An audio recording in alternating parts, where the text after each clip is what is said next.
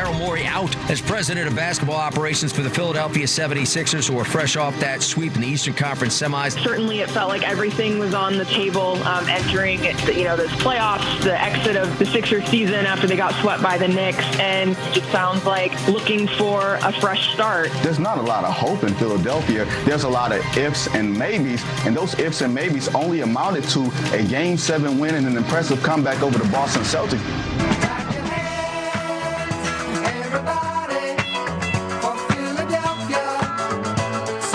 NBA playoffs are on ESPN Radio. Catch postseason action, ESPN Radio, and the ESPN app. Presented by Gusto. We are unsportsmanlike here on ESPN Radio, ESPN2. Along with Michelle's Moment, Chris Canty, Evan Cohen with you. Yesterday, as first reported by Shams Charania, ESPN senior NBA insider, the 76ers let go of their team president, Daryl Morey. They decided to keep their head coach, championship-winning head coach with the Toronto Raptors, Nick Nurse. And Morey is out after 6 seasons in Philly, 5 times in the playoffs, never in the conference finals.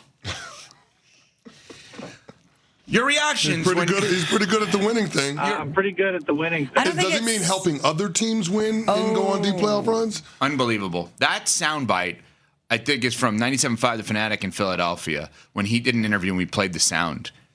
And he literally said he's pretty good at the winning thing. I'm pretty good at the winning thing. In what world is he pretty good at the... your reactions. Go ahead. Unless you're Michael Jordan or Tom Brady or Bill Belichick or one of the all-time great winners in your respective sport, maybe don't say that. And we'll give our reactions, but this is your day, Evan. Today is your day. You have been railing against Daryl Morey for a long time. You do not think that he is good at the winning thing. He's confounding to you in a lot of ways. So I feel like before Cece and I give our reaction, people that tune into this show know that you rail against Daryl Morey, and now he's out in Philly. So let's get your reaction to this first. Yeah, very simply, I think Daryl Morey is the single most overrated executive in the history of sports. I don't think there's an executive that is more overrated than Daryl Morey. Now, to be fair, Daryl Morey does not rate himself. We as sports fans, we as media, seem to rate these guys and gals on a regular basis. He plays into it. He talks to the media a lot. He's got a lot to say. This is the guy, if you don't remember, had the NBA tried to audit a game because he didn't like the officiating in a game. He has been a GM for about 19 seasons. 19 seasons with Houston and Philadelphia, respectively. He's been to the playoffs 15 times. Cool. Everyone makes the playoffs in the NBA. We know that. He's been to 2 conference finals. 2 in 19 seasons. He's never been to the NBA finals. His team's record in the postseason with him running the team, 79 and 79. The 2 worst contracts in the National Basketball Association are ones that he signed. Joel Embiid and Paul George. Everyone says they're the worst contracts in the league. Yeah. Not bad players, bad contracts. Not bad people, bad contracts. He does not believe in chemistry. Famously, does not believe that. Just believes in the analytics of the sport. He is a brilliant man. I understand that when it comes to the analytics, zone conference, etc. He is not someone that should ever run an NBA team again as a general manager. He is definitively not good at the winning thing. And he carries himself in a way that you would think he is Masai Ujiri and Bob Myers and Pat Riley and Jerry West combined. No, if you just carried yourself in a way of, I'm doing everything I can to be innovative in this sport, to create value where others don't, and maybe be a little quieter. Nobody actually dislikes Billy Beane, do they? No. Because he doesn't say that. Michael Lewis wrote the book about him. Billy Beane doesn't say anything. I don't even know if he's employed by the A's anymore. But he didn't, and nobody dislikes Theo Epstein. He did things a little differently than others. But he's pretty good at the winning thing. He's all-time great at the winning thing. Daryl Morey carried himself in a way, and it carries himself in a way, that he's the single greatest winner and most innovative general manager in the history of all sports. He's never been to the NBA Finals. He's been to the conference finals twice, and definitively not good at the winning thing. Well, he said infamously that he doesn't believe in chemistry. I'm curious. Well, first of all, probably doesn't believe in chemistry because you can't put it into an algorithm. You can't put it into a calculator. That's right. It's hard to quantify. Exactly. But I'm curious from your perspective, Ev, because it's interesting that you're taking that tack, that route. Bob Myers becoming a part of the Harris Blitzer group, did did that signal the beginning of the end for Daryl Morey? I think Because this is somebody that talks about the joy of sport. He talks about making sure that you can bring in the right people and that they have the right chemistry, that they have the right mix, that they have like-mindedness. It's fascinating to see the contrast between the styles in terms of what Daryl Morey did, especially when he was with the Houston Rockets, versus what Bob Myers did when he was with the Golden State Warriors. And then, of course, Bob Myers constantly besting Daryl Morey's group. So it's interesting that this is the turning point in the Sixers organization when they're pivoting away from Daryl Morey, somebody that has had some success finding talent. He found Tyrese Maxey later in the first round. Like he's been able to do some things. He drafted VJ Edgecombe after a really bad season, so you have to give him credit for those things.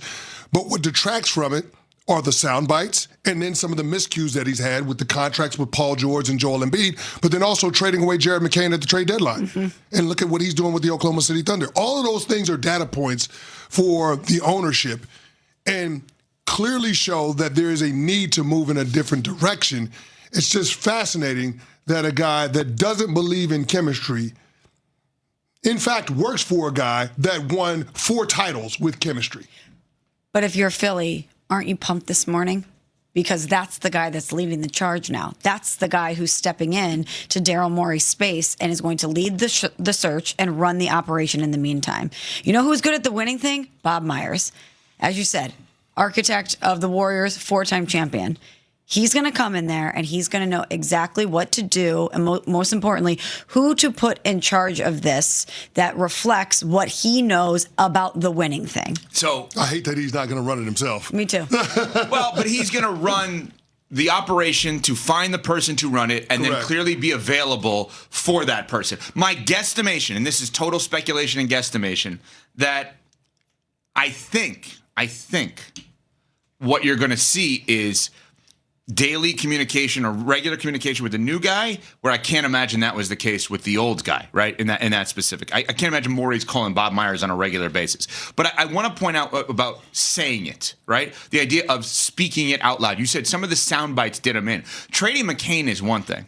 Saying you sold high is so insulting towards a player in a way, and I watched more of the presser last night just to make sure that, and he was somewhat complimentary, but it's just the way he says it is ridiculous. But I'm the Bob Myers thing. I was thinking about that as you just said that.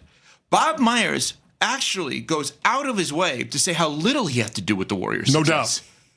And he's a former player. He played at UCLA, and he's a former agent. But there is a podcast. People can find it somewhere. It was on the ESPN app years ago that Woj did, Adrian Wojnarowski, with Bob Myers and Draymond Green. And it was right after either a championship or they lost, whatever it was. And it was the 3 of them together. It was one of the most unbelievable conversations between 3 people I've ever heard, because Woj got the 2 of them to have conversations on this pod that they didn't have in real life yet. They had not.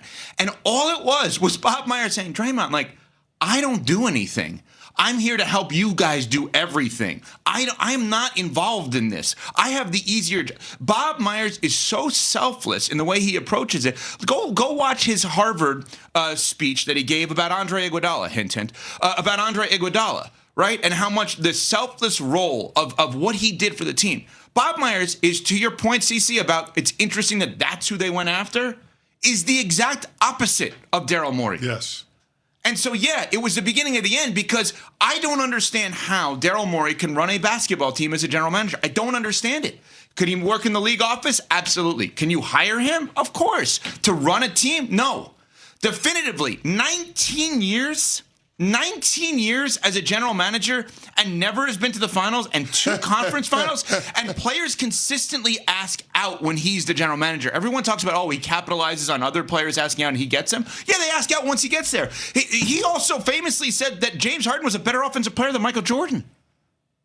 And James Harden then turned on him. Yeah, and James Harden is the embodiment, the personification of everything that Daryl Morey believes in, and yet James Harden decided that he was going to air Daryl Morey out and call that man a liar. In front of kids. In front of kids, right? In front of the children. Yeah, that's a good point. It wasn't in front of media. It was like little kid. Anyone out there, if you send your kids to a basketball camp over the summer, like, hey, the local community's running a basketball camp, and maybe we got like an ex-player to show up. That's amazing. Imagine the next player saying, the guy I work for is a liar. These people are 8. They're eating applesauce on the way home. Like, what tell are we us doing? about it, yes. Yeah, what? I just, good for the Sixers. Good for the fact that they are heading in a direction that makes some sense, because this is the most overrated executive in the history of sports. I'm pretty good at the winning thing. No. You want to, I mean, maybe somebody can say that there's another executive that's more overrated. I don't know one that I would say is more overrated than him. Never won anything. Certainly one that's not as loud. Yeah, I think you nailed that part. Well, that's the thing. That's the talking part. We don't usually talk about executives, especially to the volume that we do Daryl Morey, unless they are perpetual winners. Yeah. And he's not in that category yet. He's a name brand. It's ridiculous. All right, game day travel.